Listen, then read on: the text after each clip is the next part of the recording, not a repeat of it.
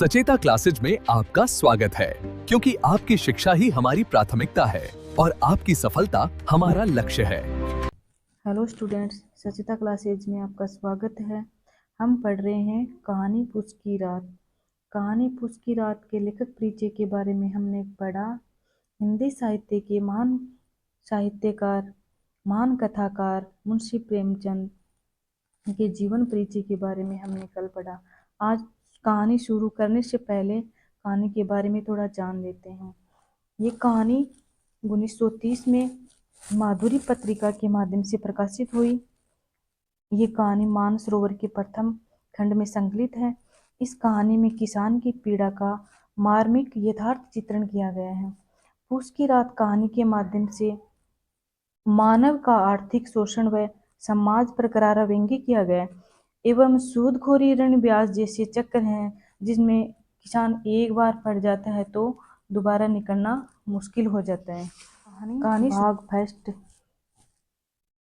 हल्कू ने आकर स्त्री से कहा, सहना आया है, लाओ जो रुपए रखे हैं उसे दे दूं, किसी तरह गला तो छूटे। यहाँ हल्कू ने आकर स्त्री से कहा, यहाँ स्त्री मुन्नी के लिए आया है और सहना जो ब्याज वसूल करने वाला व्यक्ति है उसके लिए कहा गया है। लाओ जो रुपए रखे हैं उसे दे दूं, उसे किससे? सहना को। किसी तरह गला तो छूटे, यानी कि उससे सहना से किसी तरह गला तो छूटे, यानी उससे मुक्ति तो मिले। मुन्नी झाड़ू लगा रही थी, यानी कि मुन्नी अपने आंगन में झाड़ू लगा रही थी। पीछे फिरकर बोली, तीन ही तो रुपए हैं, दे दोगे तो कंबल कहाँ से आवेगा। यानी कि मुन्नी उस समय झाड़ू लगा रही होती है, तब वह बोलती है कि तीन ही तो रुपए हैं, दे दोगे तो कंबल कहाँ से आएगा। माघ पूस की रात कैसे कटेगी, यानी कि माघ पूस की रात यानी माह पूस की रात, वह ठंडी रात सर्दी में कैसे कटेगी। उसे कह दो फसल पर दे देंगे, अभी नहीं। मुन्नी कहती है कि माघ पूस की रात इतनी भयंकर सर्दी में कैसे कटेगी। उसे सहना से कह दो फसल पर दे देंगे, जब फसल होगी तब दे देंगे, अभी नहीं। हल्कू एक क्षण अनिश्चित दशा में खड़ा रहा। पूस सिर पर आ गया। कंबल के बिना रात को वह किस तरह सो नहीं सकता, मगर सहना मानेगा नहीं, गुड़कियां जमावेगा, गालियां देगा। बला से जाड़ों में मरे, बला से तो सर से टल जाएगी। ये सोचता हुआ वह भारी भरकम डील लिए हुए, जो उसके नाम को झूठ साबित करता था, स्त्री के समीप आ गया और खुशामद करके बोला, दे दे, गला तो छूटे, कंबल के लिए कोई दूसरा उपाय सोचूंगा। हल्कू एक क्षण निश्चित दशा में खड़ा रहा, यानी कि हल्कू है वो एक क्षण, एक समय के लिए अनिश्चित दशा में खड़ा हो जाता है और सोचता है कि पूस सिर पर आ गया, यानी कि पोष का महीना सिर पर आ गया, नजदीक आ गया। कंबल के बिना रात को किस तरह सो नहीं सकता। सहना मानेगा नहीं, गुड़कियां जमावेगा, गालियां देगा, यानी कि कंबल के बिना माँ पोष की रात कैसे कटेगी। सहना तो मानेगा नहीं और गालियां जमाएगा, गुड़कियां देगा। बला जाड़े से मरेंगे, बला तो सिर से टल जाएगी, यानी कि जाड़े से तो मर जाएंगे लेकिन बला तो सिर से टल जाएगी। ये सोचता हुआ वह भारी भरकम डील लिए हुए उसके नाम को झूठ सिद्ध करता था कि ये सोचते हुए वह कि हमारे बारे में वह झूठी बातें बनाएगा, झूठा कहेगा।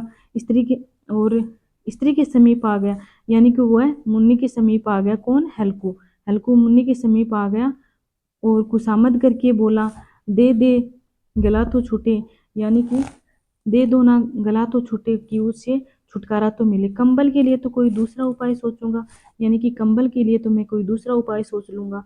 मुन्नी उसके पास से दूर हट गई और आंखें ततेड़ती हुई बोली, कर चुके दूसरा उपाय।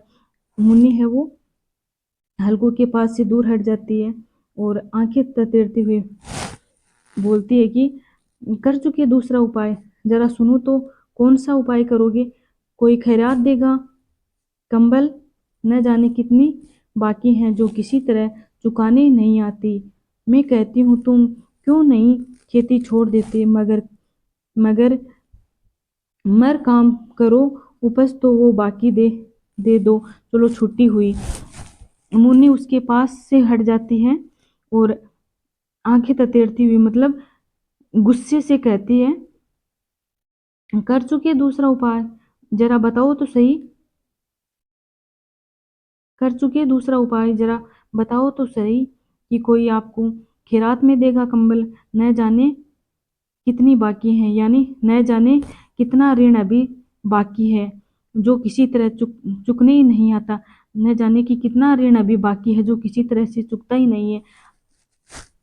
मैं कहती हूँ तुम क्यों नहीं खेती छोड़ देते हो? और वह कहती है कि तुम क्यों नहीं खेती छोड़ देते हो? मर मर के काम करो, उपज उपज तो बाकी दे दो।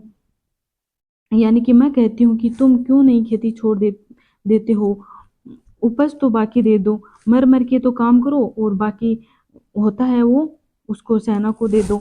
चलो, और फिर चलो छुट्टी हुई। फिर अब छुट्टी हुई, बाकी चुकाने के लिए ही तो हमारा जन्म हुआ है। यानी कि यहाँ पे करारा व्यंग्य किया गया है कि बाकी चुकाने के लिए तो हमारा जन्म हुआ है।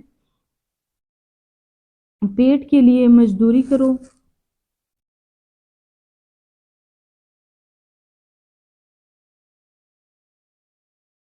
पेट के लिए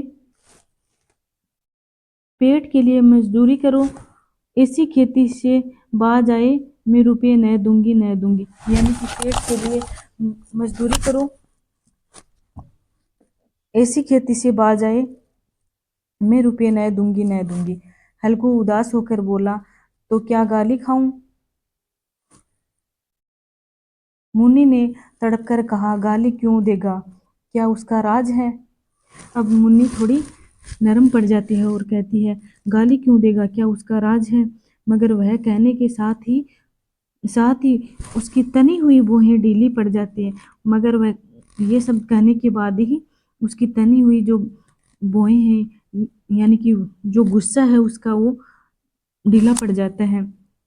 हल्कू के उस वाक्य में जो कठोर सत्य था, ये मानो एक भीषण जंतु की भांति उसे घूर रहा था। यानी कि वो मुन्नी जानती थी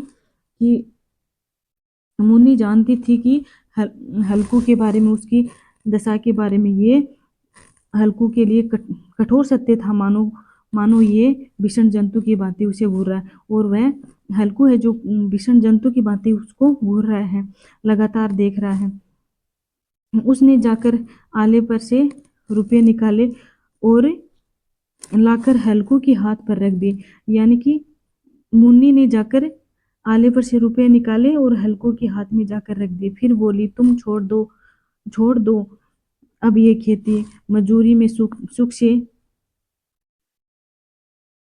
उसने जाकर आले से रुपये निकाले और लाकर हल्कू के हाथ में रख दिए। फिर बोली, तुम छोड़ दो अब ये खेती, मजूरी में सुख से एक रोटी तो खाने को मिलेगी, किसी की धौंस तो न रहेगी। अच्छी खेती मजूरी करके लाओ, वह भी उसी में झोंक दो, ये और ऊपर से धौंस।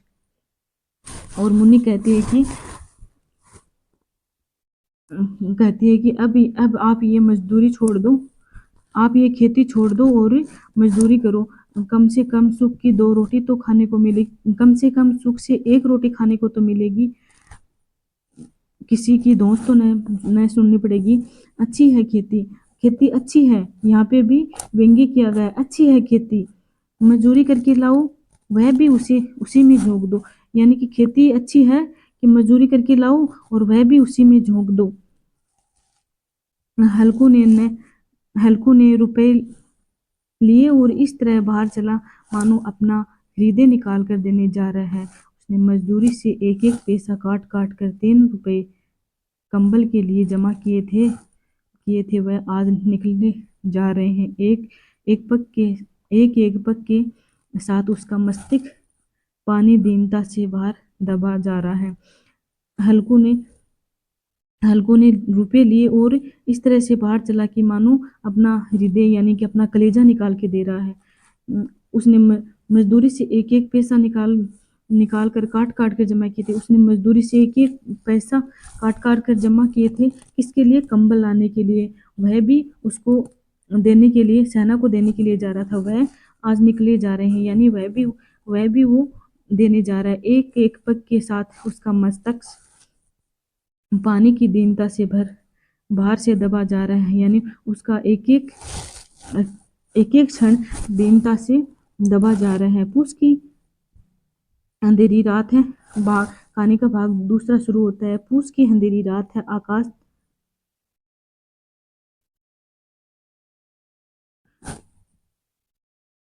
पूस की अंधेरी रात, आकाश पर तारे भी ठिठुरते हुए मालूम होते हैं। हल्कू अपने खेत के किनारे ऊख के पत्तों की एक छतरी के नीचे बांस के खटाले पर अपनी पुरानी गाड़ी की चादर ओढ़े पड़ा रहा।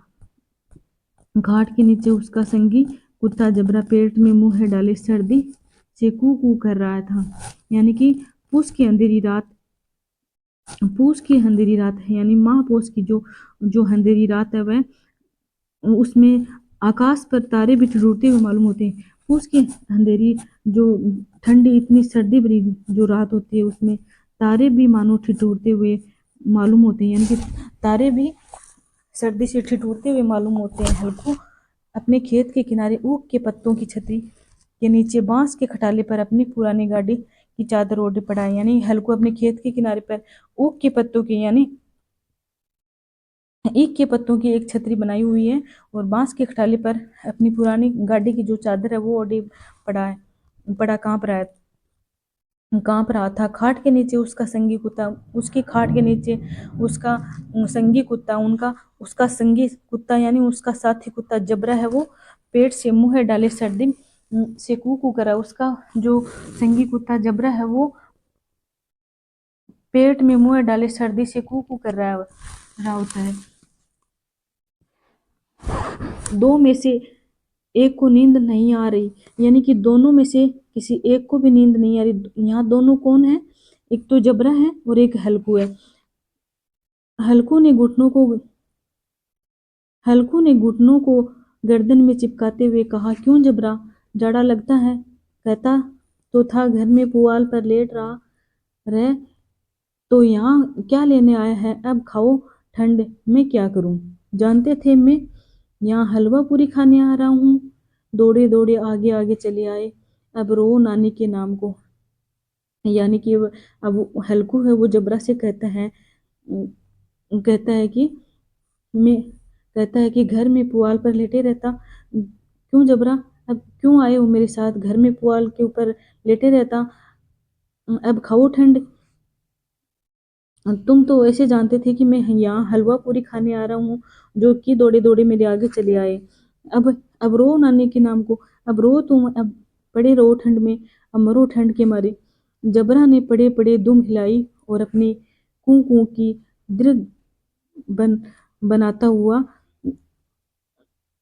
कू कू की आवाज को दीर्घ बनाता हुआ कल से मत आना, कल से मत आना मेरे साथ, नहीं तो ठंडे हो जाओगे। यानी कि जबरा पड़े पड़े अब दुम हिलाता है और अपनी कू कू की आवाज को दीर्घ बनाता है। फिर हल्कू कहता है कि कल से मत आना मेरे साथ, कल से मत आना मेरे साथ, नहीं तो ठंडे हो जाओगे, यानी नहीं तो तुम सर्दी में मर जाओगे। ये रांड पछुआ न जाने कहाँ से बर्फ लिए आ रही हैं। ये रांड पछुआ यहाँ पश्चिम की दिशा से आने वाली जो ठंडी हवा है, उनके बारे में यहाँ बातें हो रही है कि पछुआ न जाने कहाँ से बर्फ लिए आ रही हैं, जो कि बर्फ लिए आ रहे हैं। उठूं फिर एक चिलम भरूं। वह सोचता है कि उठूं फिर एक चिलम भरता हूँ। किसी तरह रात तो कटे, किसी तरह रात तो कटे। 8 चिलम तो पी चुका, 8 चिलम तो पी चुका। ये खेती का मजा है। और भगवान ऐसे पड़े हैं जिसके पास जाड़ा जाए तो गर्मी से घबराकर भागे। मोटे मोटे गद्दे लिफाज लिहाफ लिहाफ कंबल मजाल जाड़े का गुजर हो जाए। तकदीर की खूबी है मजूरी हम करें मजा दूसरे लूटे। यहाँ पे हल्कू कहता है कि एक एक वो भगवान लोग हैं, एक वो साहूकार लोग हैं जो जिनके पास गर्मी में जिसके पास इतने रजाई और गद्दे हैं जिनके कारण उनको गर्मी लगती है और घबरा कर भाग पड़ते हैं। और मजाल है जाड़े का गुजर, और मजाल है उसको पता ही नहीं चलता कि जाड़ा कब गुजर गया। तकदीर की खूबी है साहब, तकदीर की खूबी है मजूरी हम लूटें हम करें और मजा दूसरा लूटें। कि मजूरी तो हम करते हैं और मजा कोई दूसरा यानी साहूकार लोग लूटते हैं। हल्कू उठा गड्ढे में से जरा सी आग निकाल कर चिलम भरी। जबरा भी उठा यानी हल्कू उठा गड्ढे में से जरा सी आग निकाल कर चिलम भरी। जबरा भी उठा। हल्कू ने चिलम पीते हुए कहा, पिएगा चिलम? जाड़ा तो क्या जाता है, हाँ जरा मन बदल जाता है। जबरा ने उसके मुंह की ओर प्रेम से छलकती हुई आंखों से देखा। जबरा ने उसके मुंह की ओर प्रेम से छलकती हुई आंखों से देखा। हल्कू आज और जाड़ा खा ले, कल से मैं यहाँ पुआल बिछा दूंगा। यानी हल्कू कहता है कि आज और जाड़ा खा ले, कल से मैं तुम्हारे लिए पुआल बिछा दूंगा। उसी में घुसकर बैठना, तब जाड़ा न लगेगा। उसी में घुसकर बैठ जाना, तब आपको जाड़ा नहीं लगेगा, तेरे को जाड़ा नहीं लगेगा। यहाँ आत्मीयता का भाव, अपने कुत्ते के प्रति आत्मीयता का भाव है।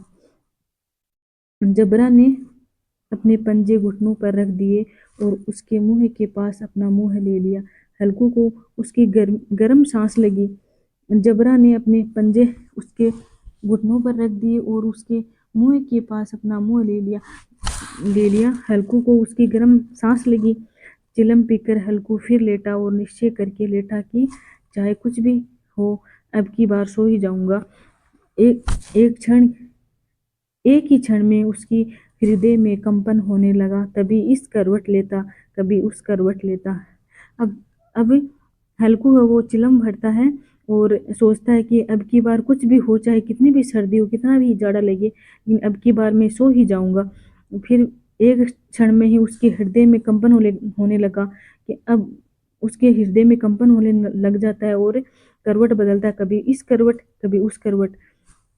और जाड़ा किसी पिशाच की भांति उसकी छाती को दबाए हुआ था। यानी कि जाड़ा इतना था कि किसी राक्षस की भांति उसकी छाती को दबाए हुए था। जब किसी तरह न रह गया, उसने जबरा को धीरे से उठाया और उसके सिर को थपथपाकर उसे अपने गोद में सुला लिया। जब किसी तरह यानी कि उसको कोई और उपाय नहीं सूझा तो उसने अपने कुत्ते जबरे को धीरे से उठाया और सिर को थपथपाया, अपने छाती में सुला लिया। कुत्ते की देह से जाने कैसी दुर्गंध आ रही थी, पर वह उसे अपनी गोद में लिपटाए ऐसे सुख का अनुभव कर रहा था जो इधर कई महीनों से नहीं मिला था। कि कुत्ते के शरीर से उसको इतनी दुर्गंध आ रही थी, पर वह उसे अपनी गोद में लिपटाए ऐसे इतनी दुर्गंध आ रही थी, फिर भी उसको अपनी गोद में लुटाए हुए सुख का ऐसा अनुभव कर रहा है कि न जाने महीनों से उसको ऐसा सुख नहीं मिला हो। जबरा शायद ये समझ रहा था कि स्वर्ग यही है। जबरा शायद यही समझ रहा था कि स्वर्ग यही है। और हल्कू की पवित्र आत्मा में तो उस कुत्ते के प्रति घृणा की गंध तक न थी। यानी कि हल्कू की पवित्र आत्मा में तो उस कुत्ते के प्रति घृणा की गंध तक न थी। अपने ही किसी अभिन्न मित्र या भाई को भी वह इतनी ही तत्परता से गले लगाता और अपने ही किसी भाई या किसी मित्र को जैसे हल्कू को जैसे हल्कू ने जबरा को गले लगाया था, उसी तरह अपने भाई या मित्र को भी गले लगाता। वह अपनी दीनता से आहत न था जिसने आज उसे इस दशा को पहुंचा दिया। वह अपनी दीनता से इतना आहत नहीं होता है। वह वह शब्द यहाँ हल्कू के लिए आया कि हल्कू है जो अपनी दीनता से इतना आहत न हुआ जिसने आज उस दशा को पहुंचा दिया, यानी कि उस दशा में पहुंचा दिया। नहीं, इस अनोखी मैत्री ने जैसे उसकी आत्मा के सब द्वार खोल दिए थे और उनका एक एक एक अणु प्रकाश से चमक रहा है। हल्कू और जबरा की एक अनोखी मैत्री थी जिसके कारण आत्मा के द्वार खोल दिए, यानी कि आत्मा के द्वार खोल दिए हैं और उनका एक एक क्षण प्रकाश से चमक उठता है। उसकी मैत्री को, उसके प्रेम को देखकर एक एक क्षण अणु प्रकाश की तरह चमक रहे थे। सहसा जबरा ने किसी जानवर की आहट पाई, यानी कि सहसा जबरा ने किसी जानवर की आहट पाई। सहसा जबरा ने किसी जानवर की आवाज सुनाई दी। इस विशेष आत्मीयता ने उसमें एक नई स्फूर्ति पैदा कर दी। इस विशेष आत्मीयता ने, यानी कि जबरा को जब हल्कू गले हुए लगाए हुए सो रहा था, तब उसके मालिक के प्रति उसका इतना प्रेम, इतनी पवित्र आत्मा, हल्कू की पवित्र आत्मा ने उसके हृदय में एक नई स्फूर्ति पैदा कर दी, जो हवा के ठंडे झोंकों को तुच्छ न समझती थी। यानी कि जो हवा के ठंडे झोंके हैं उसको भी, जो कि हवा के जो ठंडे झोंके हैं उसको भी तुच्छ न समझती थी। वह झटपट उठा और छपरी से बाहर आकर भौंकने लगा। हल्कू ने उसे कई बार चुमकार कर बुलाया, यानी वह झटपट उठा, जबरा झटपट उठा और झोपड़ी से बाहर आकर भौंकने लगा। हल्कू ने कई बार चुपकार कर बुलाया, यानी कि हल्कू ने कई बार उसको बुलाया, फिर भी वह उसके पास न आया। फिर भी हल्कू के पास वह नहीं आया। चारों तरफ दौड़ दौड़ कर भौंकता रहा। एक क्षण के लिए आ भी जाता तो तुरंत फिर वहीं दौड़ता, यानी एक बार अगर हल्कू के पास आ भी जाता तो फिर से वहीं दौड़ जाता। कर्तव्य उसकी हृदय में अरमान की भांति छलकता था, यानी कि उसका कर्तव्य हल्कू के प्रति जो जबरा का कर्तव्य है वह मानो अरमान की भांति छलक रहा है। 1 घंटा और गुजर गया। रात ने शीत को हवा से धधकाना शुरू कर दिया। 1 घंटा और गुजर गया। रात ने शीत को हवा से धधकाना शुरू कर दिया।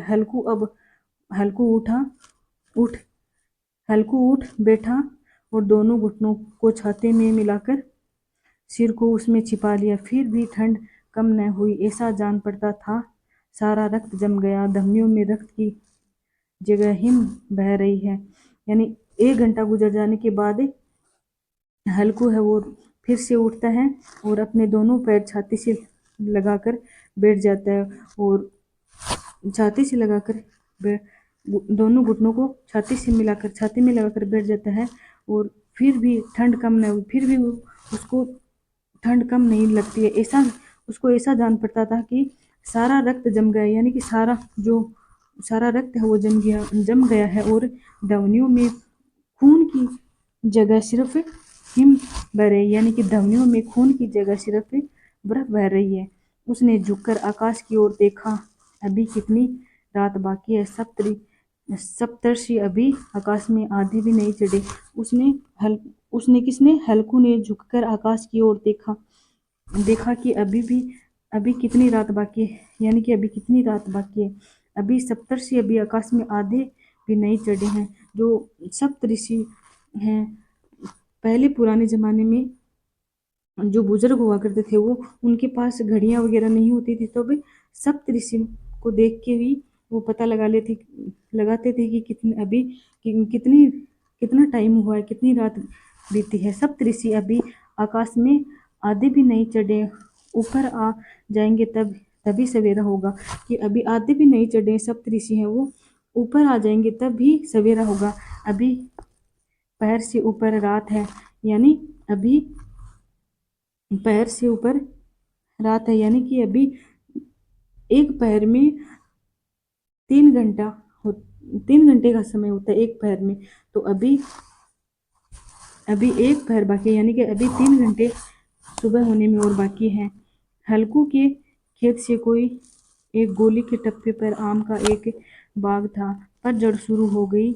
बाग में पत्तियों को बाग में पत्तियों को ढेर लगा हुआ था। हल्कू ने सोचा कि चलकर पत्तियां बटोरूं और उन्हें जलाकर खूब तापूं। रात को कोई मुझे पत्तियां बटोरते देखे तो समझे कोई भूत है, कौन जाने कोई जानवर ही छिपा बैठा हो। मगर अब तो बैठे नहीं रह जाता। हल्कू हल्कू के खेत के पास से ही एक आम का पेड़ है, आमों का बगीचा है। वहां पर पतझड़ शुरू हुआ है और बाग में पत्तियों को ढेर लगा हुआ है।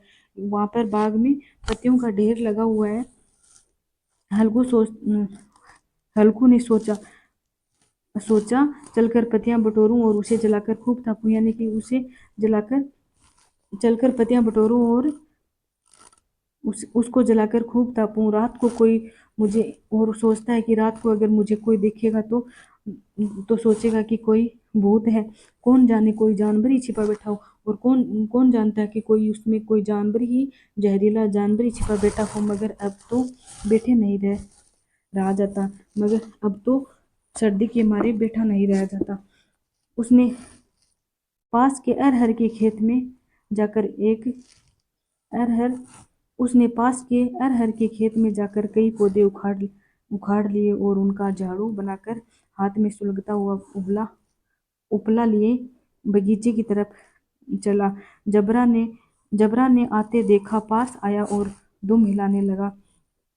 उसने आकर अरहर के खेत में, यानी वह हल्कू है जो अरहर के खेत में से जाकर पौधे को उखाड़कर झाड़ू बनाकर ले आता है और हाथ में उपला लिया। यहाँ उपला गाय भैंस के गोबर से जो जलाने के लिए बनाए जाते हैं वह उपला है।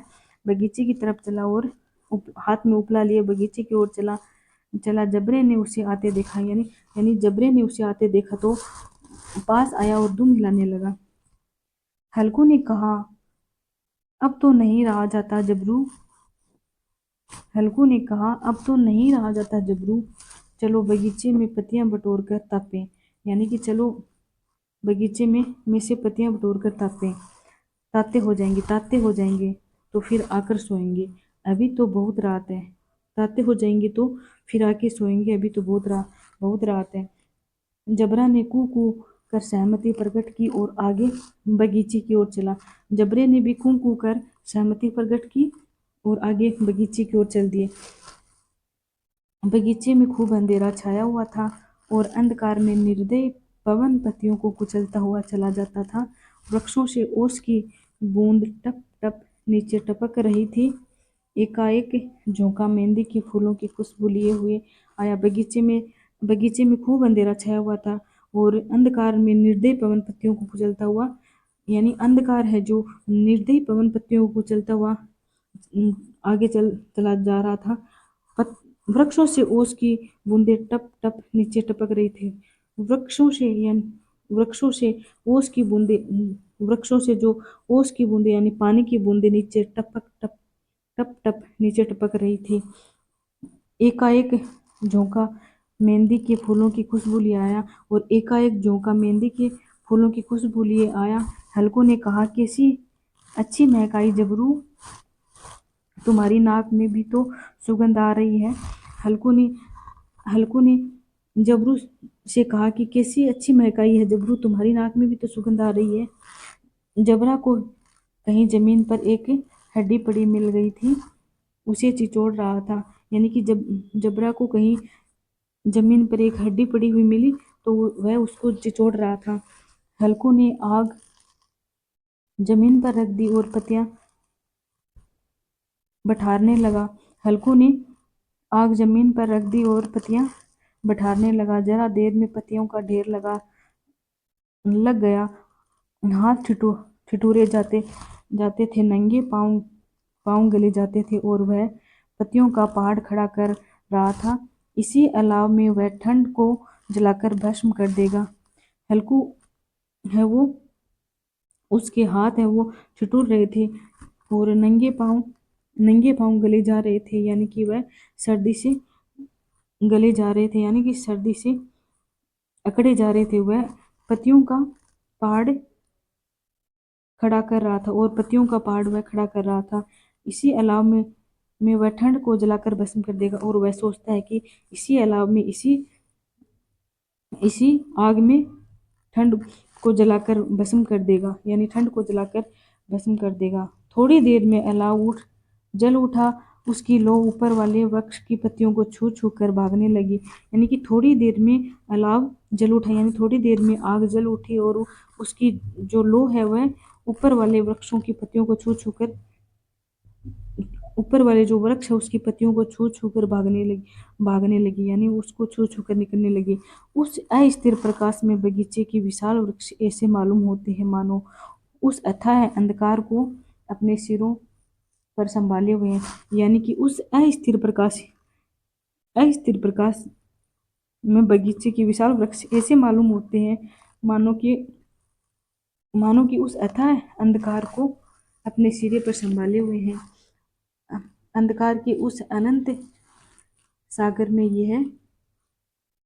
ये प्रकाश एक नौका के समान हिलता है, मचलता हुआ जान पड़ता है। यानी अंधकार के उस अनंत यानी जिसका कोई अंत ना हो, अनंत सागर में ये प्रकाश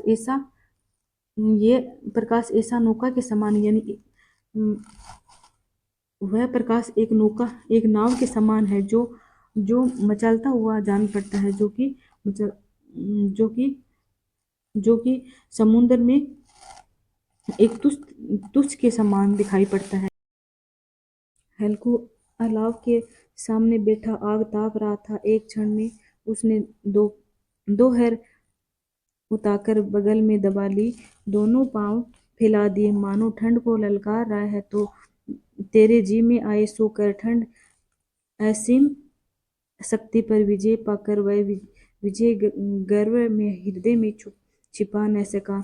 हल्कू है वो अलाव के सामने, यानी आग के सामने बैठा है और एक क्षण में उसने दो हैर उतार कर, यानी एक क्षण में वह अपने जो ओढ़ रखा है उस कंबल को, जो ओढ़ रखा है उसको उतार कर दोनों पांव फैला दिए। उसने दोनों पांव को फैला दिया और ठंड को ललकार रहा है, ठंड को कह रहा है कि तेरे जी में आए सो कर, तेरे जी में आए सो कर ठंड की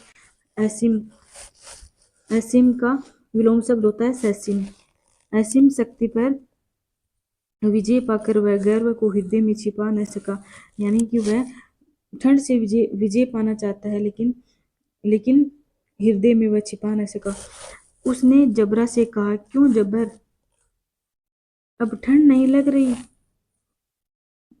जब्बर ने कू कू करके मानो कहा, अब क्या ठंड लगती ही रहेगी। यानी कि जब्बर ने कू कू करके मानो कि हल्कू को, अपने मालिक को बताया है कि अब क्या ठंड लगती ही रहेगी। पहले से ये उपाय न सूझा, कि आपको पहले ये उपाय नहीं सूझा? इतनी ठंड क्यों खाते? यानी आप पहले से ये उपाय सोच लेते तो इतनी ठंड क्यों खाते हैं? जब्बर ने पूछ हिलाई। अच्छा आओ इस अलाव को कूद कर पार करें, देखें कौन निकल जाता है।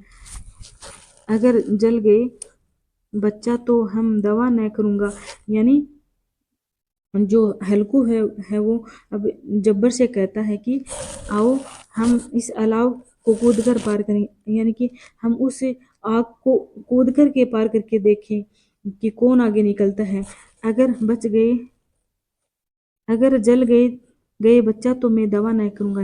यानी अब जबरू को वह बच्चा कहता है कि बच्चा अब जल गए तो मैं दवा नहीं करूंगा, मैं तेरे को दवा नहीं दूंगा। जब्बर ने उस अग्नि राशि की ओर कातर आंखों से देखा, यानी कि जब्बर कुत्ते ने उस अग्नि की ओर से अपने कातर नेत्रों से देखा।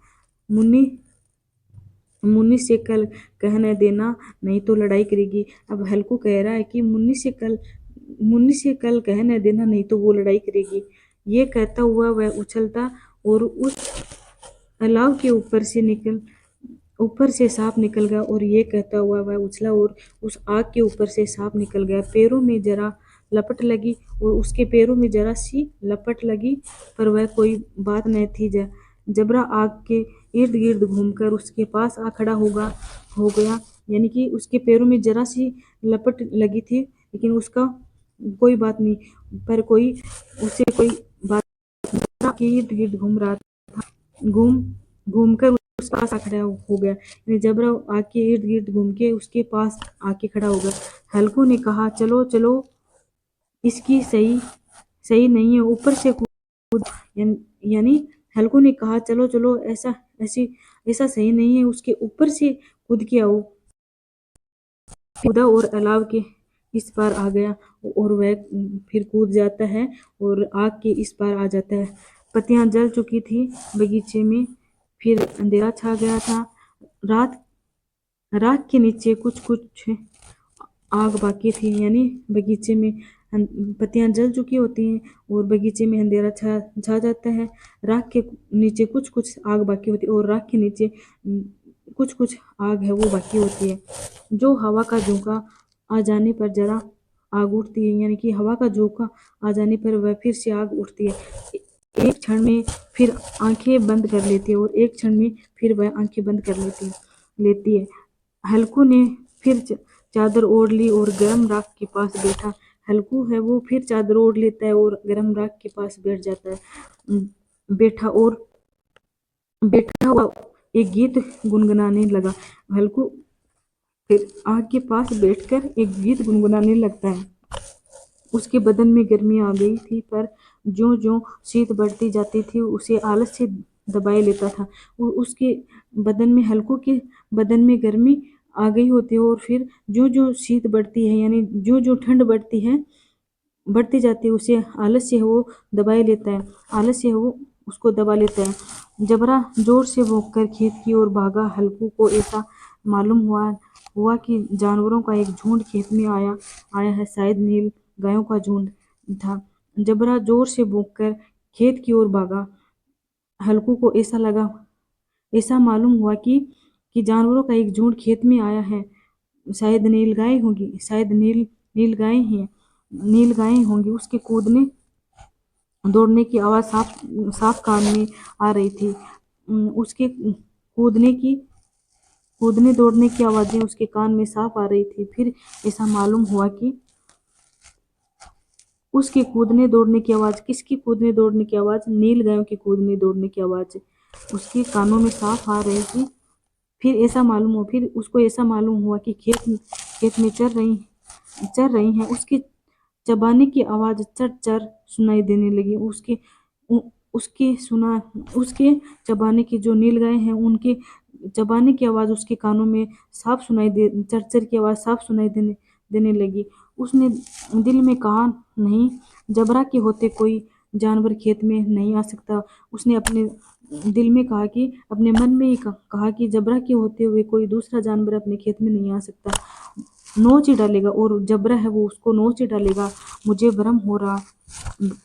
तो ऐसे ही भ्रम हो रहा है। कहाँ अब तो कुछ नहीं सुनाई देता और कहाँ है अब तो कुछ सुनाई नहीं देता। मुझे भी ऐसा कैसा धोखा हुआ, मुझे भी कैसा धोखा हुआ, अब मुझे कैसा धोखा हुआ। उसने जोर जोर से आवाज लगाई, जबरा जबरा। जबरा भौंकता रहा, उसके पास न आया, और जबरा भौंकता रहा, उसके पास न आया। उसके किसके पास? हल्कू के पास नहीं आया। फिर खेत के चरे जाने की आहट मिली, और फिर खेत के चरे जाने की आहट मिली। अब वह अपने को ही धोखा न दे सका, और वह किसके लिए है? वह हल्कू है, वो अपने आप को ही धोखा न दे सका। उसे अपनी जगह से हिलना जहर लग रहा था, और उसको ठंड इतनी जोर से जकड़ी हुई होती है हल्कू को कि अपनी जगह से हिलना उसको जहर लग रहा होता है। कैसा दंदया हुआ बैठा था उस जाड़े पाले में। खेत में जाना, जानवरों के पीछे दौड़ना, ऐसा ही जान पड़ता है। वह अपनी जगह से ही न। उसने जोर से आवाज लगाई, हिलो हिलो हिलो हिलो हिलो हिलो उसने जोर से आवाज लगाई लगाई हिलो हिलो यानी हिलो हिलो। जबरा फिर भौंक उठा, यानी कि उसने हल्कू ने फिर जोर से आवाज लगाई हिलो हिलो, और जबरा फिर भौंक उठा, और जबरा है वो फिर भौंक उठा। जानवर खेत चर रहे थे, फसल तैयार है। जानवर खेत चह रहे थे, फसल तैयार है। कैसी अच्छी खेती थी, पर ये दुष्ट जानवर उसका सर्वनाश किए डालते हैं। यानी कि जो जबरा है वो तो जबरा है वह तो भोंक भोंक के उसको उठा रहा होता है, उसको भगा रहा होता है, और जो हल्कू है वो उड़ नहीं पाता है, और फिर सोचता है कि कैसी अच्छी फसल थी, कैसी अच्छी खेती थी, पर ये दुष्ट जानवर उसका सर्वनाश कर डाल उसका सर्वनाश कर डाल किए डाले। यानी कि कितनी अच्छी फसल थी, जिसका ये दुष्ट जानवर है, ये नील गाय है, उसका सभी को नष्ट कर दिए। हल्कू पक्का इरादा करके उठा और 2-3 कदम चला। हल्कू फिर पक्का इरादा करके करके उठा और 2-3 कदम चला। फिर एकाएक हवा कस ऐसा ठंडा चुभने लगा, बिच्छू के डंक सा झोंका लगा कि वह फिर बूझते हुए अलाव के पास आ बैठा। यानी हल्कू है वो इस बार 1-2-3 कदम चला, और फिर वह उसको बिच्छू की तरह हवा का ठंडा झोंका लगता है, बिच्छू जैसे कि बिच्छू काट ले ऐसा ठंडा झोंका लगता है, और वह फिर उस बुझे हुए अलाव के पास यानी बुझी हुई आग के पास बैठ जाता है, और राख को कुदेर कर अपनी ठंडी देह को गरमाने लगता है, और राख को कुदेरता हुआ अपनी ठंडी देह को गरमाने लगता है। जबरा अपना गला फाड़ डालता था, नील गाय खेत को सफाया किए डालती थी। यानी जबरा है जो अपना गला फाड़ फाड़ के उस गायों को भगा रहा होता है, और नील गाय है वो खेत को सफाई यानी चढ़ जाती है। और हल्कू गरम राख के पास शांत बैठा हुआ है, और हल्कू है वो गरम राख के पास शांत बैठा हुआ। अकर्मण्यता ने रस्सियों की बातें उसे चारों तरफ से जकड़ लिया है। यानी कि हल्कू की अकर्मण्यता ने रस्सियों की बातें उसको चारों तरफ से जकड़ रखा है। इसी राख के पास गर्म जमीन पर वही चादर ओढ़ कर सो गया। उसी गर्म राख के पास गर्म जमीन पर वही चादर ओढ़ कर सो गया। सवेरे जब उसकी नींद खुली तब चारों तरफ धूप फैल गई थी, और मुन्नी कह रही थी, क्या क्या सोते ही रहोगे तुम? यहाँ आकर रम गए हो, इधर सारा खेत चौपट हो गया। और फिर सवेरे जब उसकी आँख खुलती है तब चारों तरफ धूप फैली हुई है, और मुन्नी आ रही है, और मुन्नी कह रही है कि क्या तुम सोते ही रहोगे? तुम यहाँ आकर रम गए हो, क्या तुम सोते ही रहोगे? सारा खेत तो चौपट हो गया। हल्कू ने उठकर कहा, क्या क्या तू खेत से होकर आ रही है? हल्कू फिर उठ के कहता है, क्या तुम खेत से होकर आ रही है? मुन्नी बोली, हाँ, सारे खेत का सत्यानाश हो गए।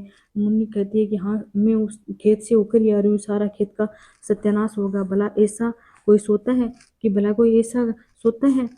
तुम्हारे यहाँ मंडिया डालने से क्या हुआ? कि तुम्हारे यहाँ यानी कि झोपड़ी लगाने से क्या हुआ?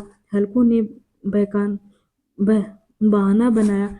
हल्कू ने बहाना किया कि मैं मरते मरते बचा, तुझे अपने खेत की पड़ी है। फिर हल्कू है वो बहाना करता है कि मैं तो मरते मरते बचा हूँ और तुझे खेत की पड़ी है। पेट में ऐसा दर्द हुआ कि मैं नहीं जानता। दोनों कि, कि पेट में ऐसा दर्द हुआ कि मुझे मालूम ही नहीं हुआ, नहीं जानता हूँ। दोनों फिर खेत के डांड पर आए। देखा सारा खेत रोंदा पड़ा हुआ है, और जबरा मंडिया के नीचे चित लेटा हुआ है। फिर वे दोनों कौन? हल्कू और मुन्नी है वो खेत के डांड पर जाते हैं, और सारा खेत देखते हैं कि वह खेत है जो धुंधा पड़ा हुआ है और जबरा मंडे के नीचे यानी जबरा वो झोंपड़ी के नीचे चित लेटा है, मानो प्राणी न हो, यानी कि जबरे के अंदर मानो प्राणी न हो। दोनों खेत की दशा देख रहे थे। दोनों हल्कू और मुन्नी दोनों खेत की दशा देख रहे थे। मुन्नी के मुख पर उदासी छाई थी, हल्कू प्रसन्न था। मुन्नी के मुख पर उदासी छाई हुई थी, लेकिन हल्कू प्रसन्न था। मुन्नी ने चिंतित होकर कहा, अब मंजूरी करके मालगुजारी भरनी पड़ेगी। मुन्नी ने कहा कि अब मजदूरी करके मालगुजारी करनी पड़ेगी। हल्कू ने प्रसन्न मुख से कहा, रात को ठंड में यहाँ सोना तो न पड़ेगा। और हल्कू ने प्रसन्न मुख से कहा कि मजदूरी करनी अच्छी है, लेकिन रात को इस ठंड में सोना तो नहीं पड़ेगा। यहाँ पर एक किसान को अपनी किसानी पर से ही विश्वास उठ जाता है।